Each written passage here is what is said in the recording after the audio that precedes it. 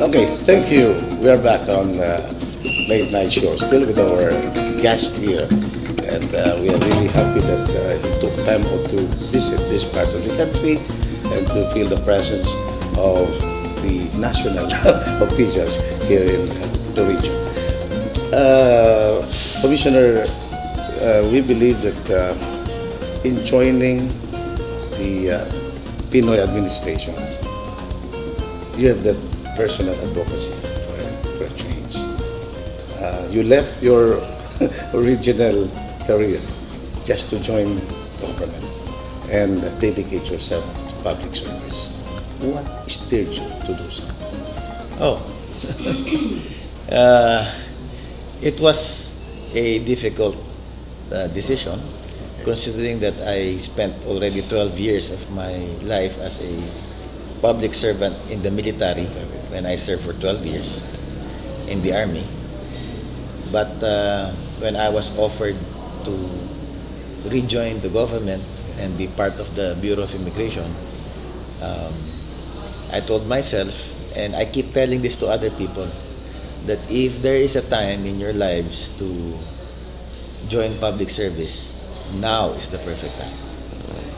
So Why? why? Because I think we have a very honest president. He is not our perfect president, but at this time, he is what we really need. And we hope that his values of honesty will cascade down to all public servants in our country. But we need time for that. Oh, yes. Commissioner. Yes, at least there will be a start, but the entire transformation will not happen definitely during his administration. But at least there was a reversal of perception of being public servants. But the shift from being a military in the military career and now the civilian, what is the difference? Do you feel the impact of a change of Yes. course? Well, after my 12 years in the army, I was 12 years in private law practice. Yeah. So there was that transition from military to civilian. So it wasn't that hard to really adjust to this time government service in the Department of Justice slash Bureau of Immigration. The major difference is the discipline. The discipline of personnel. In the military, Yeah. it's very easy to make people obey and follow your orders. Here in That's how the you do Bureau it. of Immigration, I realized that it's not that easy Okay. to make sure people will comply to your orders. And that's the major difference. And there must be a process, with the bureaucracy that we have. Yes. We Yes. should follow through Yes. all the Yes. nitty-gritty of reaching our Correct. goal. Correct. So it's not a culture shock for you. It's not. No, not so much. Not so much. Maybe it is a culture shock to our commissioner, Okay. because he's been with the army for more than 30 years. In my case, I was only there for 12 years. How would you like people to act under this present situation, wherein we wanted to achieve our goal of strengthening everything and reforming the institution? How do I want people to act? To me, if all of us were given talents, skills, certain level of knowledge, all you have to do is make use of them. Okay. If you fail to make use of them and do not act, you become complacent, you do not do anything, you will be part of the problem. But if you make use of your whatever talents you have, whatever network you have, then I think that's the right thing to do. So I would rather see each and every Filipino to do something with what they have and not be part of the problem and not do anything. We need that spirit of volunteerism, that sense of initiative. We have to start somewhere. How do you describe good governance? Good governance, to me, good governance is simply following what's written in the law and making sure that everyone does it as well. Hmm. Because good governance is a reflection of how efficient and how effective any entity can be. So good governance can apply to government, to your company, to my family. Everything is there. All you have to do is make sure that you follow it and see to it that others follow it as well. In one family, there are rules, we follow them. In one organization, there are rules, we follow them. In society, in government, there are so many rules, there are so many laws. We just have to follow them. To me, that's good governance. Given the opportunity to lay down the foundation, do you have any other political plans, if there is any? None. None. Wala. None. I'd rather, Really, yeah. I'd rather stay where I think I am needed. We do not come from a political family. You know. My father was in the army as well. Yes. My uncle was in the government bureaucracy as well. But no political plans. Plainly public service. Yes. Sir, let me say that you've been going around, and how do you find our region? We have yet to find. You know, I was here in Zamboanga maybe late 70s when my father was assigned here. I visited Zamboanga again sometime in the 1990s when I was still in the army. I visited, the last time I was here I think was 3 years ago. So I've been in Zamboanga many times. But you know, it's maybe saddening to see that Zamboanga before, 20 years ago, it was one of the premier cities in this part of our country. But other cities in southern Philippines have overtaken Zamboanga. And that is, you know, disheartening to see. Because this was really the premier city in Mindanao before. Mhm. But all other cities have overtaken I want to ask you Zamboanga. if where did it went wrong? Ah, I want to ask you that. yes.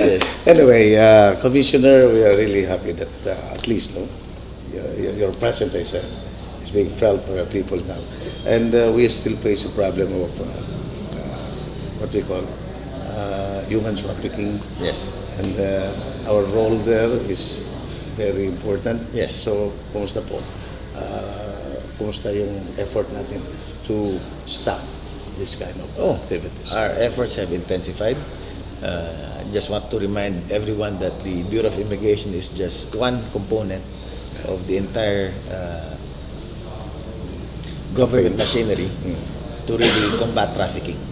That's why the law has come up with an interagency council against trafficking. And since our bureau personnel is the last man in our gates, it has an increased role of all other agencies in combating human trafficking. But we're getting there. Sir, how do you keep yourself in proper shape? Do you have time for, I know you are very busy man, an action man, but how will you divide your time to family, to your work? You still have some other activities, I suppose. Yes. Keeping fit is difficult because in the bureau, we work for 10.5 hours a day. If you have seen me before entering the bureau, I was much fitter and slimmer. Okay. In other words, tumaba na ako dito. Konti. Yes. Konti lang. Pero how do you keep your health? I mean, I go to Good gym. shape. I run. Sometimes Still golf. running, huh? Yes. You play basketball or a church sport? My sport really before was tennis. Now I Tennis? just play golf. Golf. It's very strenuous in golf compared to tennis. No. Hindi naman? No. Okay. I don't play golf anyway. Kasi mahaba pa yung taga sa akin. Okay, so what's your favorite food? If there is that is, Food, I they just like had- to see the table. I just had adobo upstairs and it was very good. I had extra servings of adobo. You do cooking also? Ah, yes, very much. Oh, Very home much.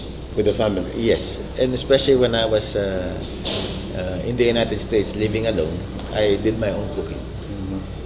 How's the family? How many kids do you have? I have three, two girls, one boy, two in high school, one in college. Okay.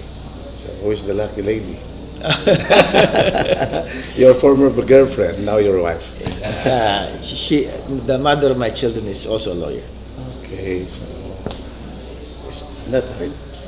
Same frequency? Very Something hard, like very that? hard. You know? Very hard. So, Commissioner, what's your favorite color? Oh, Itim siguro, no? no, no, no. I have Favorite wrong color? guess. And not because I'm part of this administration. My favorite color ever since high school was yellow. Yellow. Okay. Yeah. Parehas tayo. That's why I saw this. Yellow. Okay. So, Ever since high school. Really? It's not really a masculine color, but to me, it's a happy color. It's a happy color. So, how do you describe a pretty woman? A pretty lady. How do you describe a pretty lady? A pretty lady? To me, it's not really more of a physical thing. It's really more of the way she carries herself in a conversation. If I find her interesting, I find her as a good conversationalist, then I will find her pretty. Siguro si ma'am talagang fitted that qualification. Sir, if there is any leader of the world that you admire most or that you draw your inspiration, Oh, it will be Lee Kuan Yew. Lee Kuan Yew. In the Why? international arena, right? World leader. It will be Lee Kuan Yew. Because he really ruled with a strong hand, but at the same time, he really had the passion for the nation. Ika nga, bayan muna. That's what he was during his leadership days in Singapore. He was proud to be a Singaporean. He saw the plight of many Singaporeans during that time when it was really a divided country. And all of the decisions that he made was really for Singapore. And you want the country to be like that. Ah, yes. Yes. When I was in high school, I know that the Philippines was the envy of so many other Asian countries. That was 1970s. But now, we have been again overtaken, but it can happen. If we were there before, on top of so many other Asian countries, That's right. we can be back there again. Okay. Commissioner, I believe the country will be great again with you there in the Bureau of Immigration. Oh, thank you. And I think the commissioner, the head of the bureau, would be very happy to have dozens of you in the bureaucracy. So finally, ano ba yung sir? Ano ba yung parang every man has an adage, a saying. Ano yung parang motto ninyo? Too many. Well, I can name a few. At least in my office, I always tell my staff, leave everything better than you found it. Leave everything better. So if you see a document, if you see anything in your desk, before you give it to someone else, you have to add value to it. So, because there's always a room for improvement. That's our mantra in the internal procedures in my office. But if you want to make it a bigger mantra, I always say and believe that we are all part of the solution. Meaning, Filipinos imbibe with the value of bayanihan. We all know what's bayanihan. Yes. Right? That vision. Helping. Yeah, the vision of people keep busy. bringing in Bringing- one house from one place to another. It's the same thing. That house is our Philippines, and then who will be carrying those bamboo sticks? Who will be bringing that house from one place to another? It will not be Americans. It will not be Japanese. It will be Filipinos. Filipinos here in Zamboanga, in Manila, in Batangas, in Cebu. And we just have to be united and make sure that house goes from one place to another, so we follow one direction. United. United. That's why we are all part of the solution. United country. A bigger dream for the country would finally be realized. Thank you very much, Oh, Commissioner, for this opportunity. Again, welcome. There we have it, our Associate Commissioner of the Bureau of Immigration, our good friend, Attorney Siegfried Mison. And sir, regards to our friends out there, when you go around the country, tell them that we in this part of the country do have the same vision to develop the Philippines and reform it to where we desire. Thank you very much. Thank you again. Salamat po. Bye.